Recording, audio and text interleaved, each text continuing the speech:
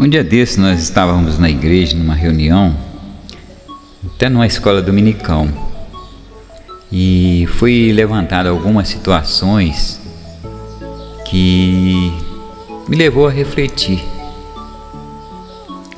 Uma senhora lá perguntou o seguinte: por que eu não consigo mostrar os frutos do Espírito? Eu tenho muita dificuldade em manifestar e mostrar os frutos do Espírito. A outra diz assim: eu, por exemplo, eu tenho muita dificuldade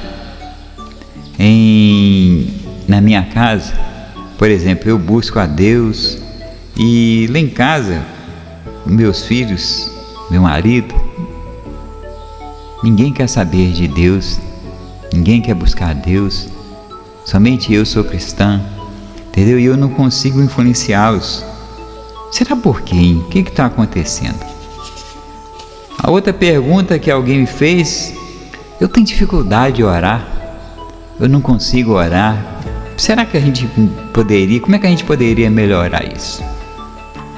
A outra pessoa diz assim: por que a gente não consegue influenciar os nossos filhos, a nossa família na fé, aquela que nós acreditamos, que nós seguimos?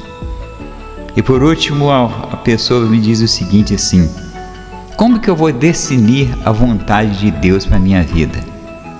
E logo em seguida, eu achei que tinha encerrado, uma outra levantou um tema: eu gostaria de saber o que tem me roubado a presença de Deus. Então, essas indagações, elas se tornaram um título de uma lição que nós estamos aplicando na escola dominical. Essas indagações, essas perguntas se tornaram tema para estudo bíblico na escola dominical. E eu gostaria de compartilhar com você, porque de repente você está vivenciando alguma dessa situação. A gente precisa ter um entendimento, principalmente sobre os frutos do Espírito. Por que eu não consigo mostrar os frutos do Espírito? Será que eu tenho conhecimento de que é os frutos do Espírito? Então, o desafio em manifestar os frutos do Espírito, nós vamos explorar as razões e as soluções. O objetivo é compreender a importância dos frutos do Espírito na vida cristã e identificar os obstáculos que podem impedir a sua manifestação.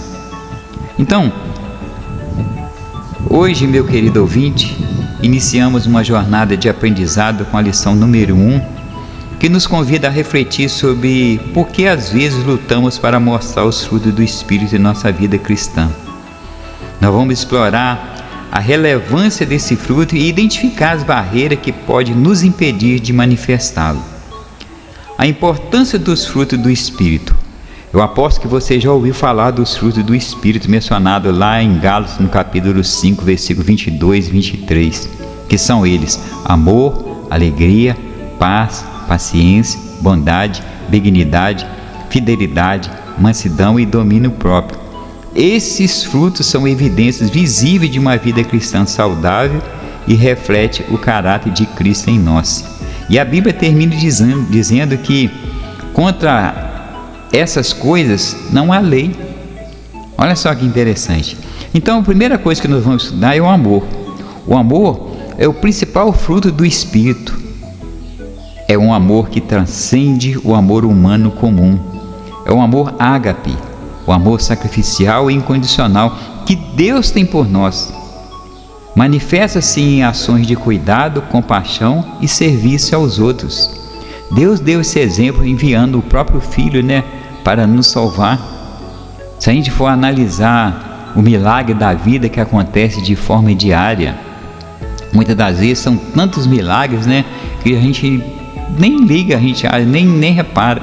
Imagina só, você poder levantar da sua cama, abrir os braços, você poder escovar seus dentes sozinho, você poder tomar seu banho sozinho, você poder caminhar, você poder fazer as suas necessidades sozinho, sem depender de outra pessoa, você poder enxergar, você poder ouvir, poder falar. Olha quantos milagres, entendeu? A gente acontece nas nossas vidas diárias e a gente não observa, não valoriza isso, porque tem muita gente que não tem isso e daria tudo o que tem para ter isso. Imagina só uma pessoa multimilionária que está num leito de cama, em fase terminal. Aposto que ele daria toda a fortuna dele, né, tudo que ele conseguiu, para ter qualidade de vida, ter alguns anos de vida a mais. Então, nós temos que refletir sobre isso. Amor, em primeiro lugar, amor por nós mesmos, pelas nossas vidas, amor pelo nosso próximo, né? E acima de tudo, amor a Deus, porque é Ele que nos proporciona, né, todas essas coisas. A segunda coisa, o segundo fruto é a alegria, que é uma profunda felicidade que não depende da circunstância. É uma alegria que brota da certeza da salvação e do relacionamento com Deus, mesmo em meio às dificuldades. Eu não sei se você já teve a oportunidade de repente ir na casa de alguém que se encontrava enfermo, com a intenção de consolá-lo. E quando você chegou lá, é você que foi consolado. Porque, embora aquela pessoa estivesse enfrentando aquela situação contada, aquela situação difícil, mas nada tirou dele a alegria, ele continua alegre, feliz do mesmo jeito. É preciso que a gente entenda, por exemplo, o terceiro fruto, que é a paz. A paz é um estado de tranquilidade interior que vem da confiança em Deus. É a ausência de conflitos internos e a capacidade de viver em harmonia com os outros, independente das circunstâncias externas. Então, nós temos algo, uma promessa do próprio Deus sobre nossas vidas. O próprio Senhor Jesus, ele diz: eis que vos dou a minha paz não vou lá dou como o mundo a dá. Não se turbe o vosso coração, nem se atemorize. Olha só, então é um presente que Ele já deu para nós, paz. Se nós confiarmos nele verdadeiramente, nada tem o poder de tirar a nossa paz nem a nossa alegria. E o quarto fruto do Espírito é a paciência. A paciência é capaz de suportar dificuldades e provações sem se tornar ansioso ou irritado. É a disposição de esperar o tempo de Deus para agir em nossas vidas e na vida dos outros. Muitas das vezes nós nos tornamos ansiosos, né? Em nossas orações, oramos pedindo a Deus muitas das vezes pela salvação de um ente querido, pela libertação de alguém, e muitas das vezes nós achamos que estamos pagando um preço, né, em função daquilo, e a gente não vê o resultado, então a gente se torna ansioso, muitos desistem, até param de orar, param até de interceder, porque não vê o resultado. Mas nós temos que respeitar o tempo de Deus. O tempo de Deus é diferente do nosso tempo, a vontade dele é diferente da nossa.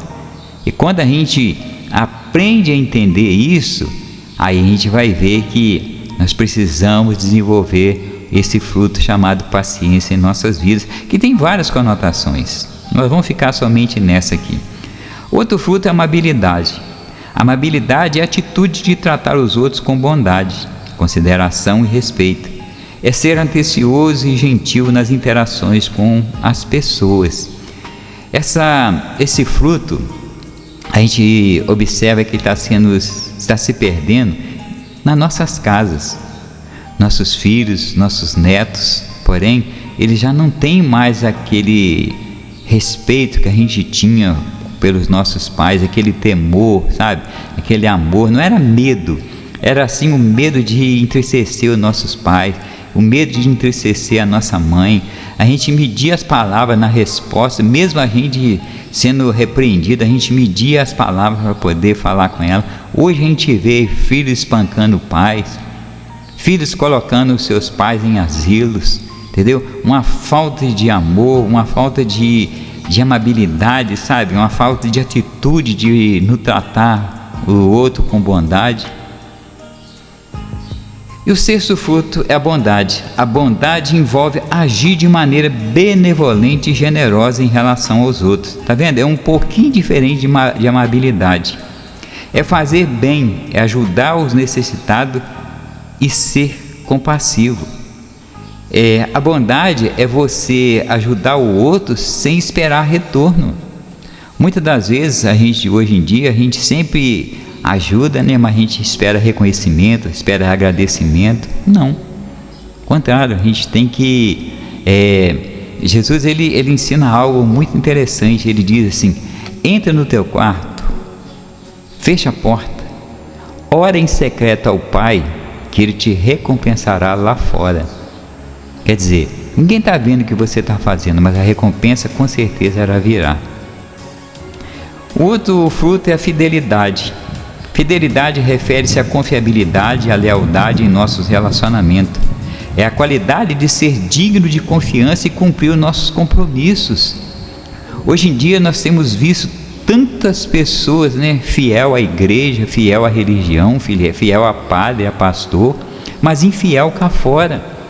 Pessoas que cá fora estão com o nome no Serasa, com o nome sujo, o nome no SPC, compra, não paga, não tem palavra, não tem um caráter, mas dentro da igreja são fiel. Então nós precisamos fazer com que esse fruto seja transparente em nossas vidas. E o outro fruto é a mansidão. A mansidão é a humildade e a suavidade no trato com os outros. É a disposição de ser gentil em vez de ser ríspido, de responder com calma em situações desafiadoras. Quantas vezes durante o dia nós somos desafiados a sermos agressivos, né, em nossas respostas, em nossas falas? Quantas vezes nós somos desafiados a responder uma pessoa de forma bruta? Mas aquele que desenvolve a mansidão e a humildade e a suavidade no trato com os outros, ele faz a diferença, ele faz diferente. Ele é humilde na hora de tratar, na hora de responder. Se alguém grita com ele, ele responde com educação. E aí isso nos leva ao nono fruto, que é o domínio próprio. O domínio próprio é o controle sobre nossos impulsos e desejos. É a capacidade de resistir à tentação e manter a disciplina pessoal em todas as áreas de nossas vidas. Então você está vendo aqui que todos os frutos estão interligados um com o outro. Muitas das vezes nós precisamos desse domínio próprio nas nossas vidas para não fazermos uma besteira muito grande. Nós precisamos contar não até 10, mas talvez até 100, talvez até 1000, antes de tomar uma certa atitude. E aí, e acima de tudo, levar essa situação a Deus, conversar com Ele, porque Ele vai ter condição de nos orientar.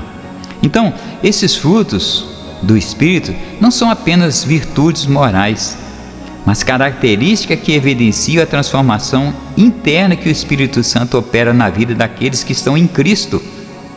Quando permitimos que o Espírito Santo trabalhe em nós, esses frutos se tornam visíveis em nossas vidas, em nossas ações e atitudes, testemunhando a presença de Deus em nós.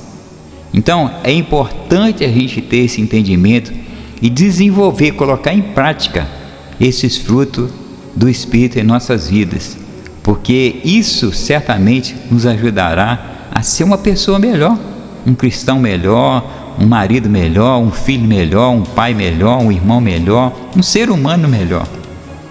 Mas de repente existem obstáculos para a manifestação desses frutos. Então vamos identificar algumas barreiras comuns que podem dificultar a manifestação desses frutos em nossas vidas. A primeira delas é a falta de conexão com a videira. Jesus, lá em João, no capítulo 15, no versículo 4, ele diz o seguinte: permaneçam em mim e eu permanecerei em vocês. Nenhum ramo pode dar fruto por si mesmo. Ele deve permanecer na videira. Assim, vocês também. Se não permanecerem em mim, serão como um ramo inútil e lançado fora. Sem uma conexão íntima com Jesus, a fonte dos frutos do Espírito, não podemos manifestá-lo em nossas vidas. Então, nós temos que permanecer na videira, grudado na videira, para que nós possamos exalar o bom perfume. A outra coisa que pode ser obstáculo na nossa vida, na manifestação do Espírito, é a influência do mundo. Lá em Romanos, no capítulo 12, versículo 2, diz o seguinte: não vos amoldeie ao padrão desse mundo, mas transforme-se pela renovação da mente, para que sejam capazes de experimentar e comprovar a boa, agradável e perfeita vontade de Deus. Olha só, as influências do mundo podem nos afastar dos frutos do Espírito. Precisamos renovar nossa mente com a palavra de Deus. A Bíblia vai dizer que a boca fala daquilo que o coração está cheio. Se você enche o seu coração da palavra de Deus, então com certeza a sua mente estará renovada, entendeu? De uma forma a manifestar os frutos do Espírito. A outra coisa é a falta de dependência do Espírito Santo. Lá em Gálatas, no capítulo 5, versículo 16, por isso eu digo, vivam pelo Espírito e de modo nenhum satisfarão os desejos da carne. Dependência do Espírito Santo é essencial para manifestar os frutos. Tentar produzi-los apenas com o esforço humano é frustrante. Você tentar desenvolver esses frutos sem a ajuda de Deus é praticamente impossível. Vai ser uma coisa que não dará resultado, nem para você e nem para a sociedade onde você vive. Então, em Filipenses capítulo 4, versículo 13 diz: tudo posso naquele que me fortalece. Podemos superar essas barreiras confiando na graça de Deus e na força do Espírito Santo. Aqui estão alguns passos práticos que podem nos ajudar. Primeiro, busque um relacionamento profundo com Jesus, permanecendo nele, ou seja, na videira. Encha sua mente com a palavra de Deus para resistir às influências do mundo. Dependa do Espírito Santo para capacidade e direção. Nessa lição, aprendemos que os frutos do Espírito são vitais para a nossa vida cristã. Identificamos as barreiras que podem impedir a sua manifestação e como superá-las. Lembremos de que com Jesus nós podemos mostrar esses frutos em abundância e ser uma bênção para o mundo ao nosso redor. Então, eu vou te apresentar um desafio para essa semana. Escolha um dos 9 frutos do Espírito que foi apresentado e ao longo dessa semana procure oportunidade para manifestá-lo em sua vida. Ore pedindo a ajuda do Espírito Santo para que você possa desenvolver aquele que você está aí com um pouco de deficiência. Peça ajuda. De repente você está precisando ser uma pessoa mais paciente, uma pessoa mais amável, uma pessoa mais bondosa, uma pessoa que tenha mais domínio próprio. Peça a Deus que Ele vai te ajudar. Que Deus nos abençoe na jornada de manifestar os frutos do Espírito em nossas vidas.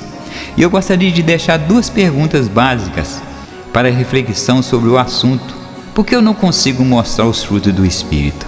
A primeira: você está buscando uma conexão íntima com Jesus, a fonte dos frutos do Espírito em sua vida diária?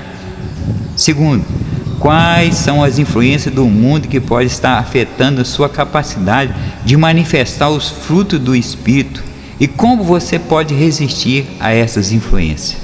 São 2 respostas, que nos levam a refletir sobre essas perguntas. E essas respostas podem nos ajudar a identificar as áreas de crescimento em nossa jornada espiritual. Que Deus nos abençoe. Amém?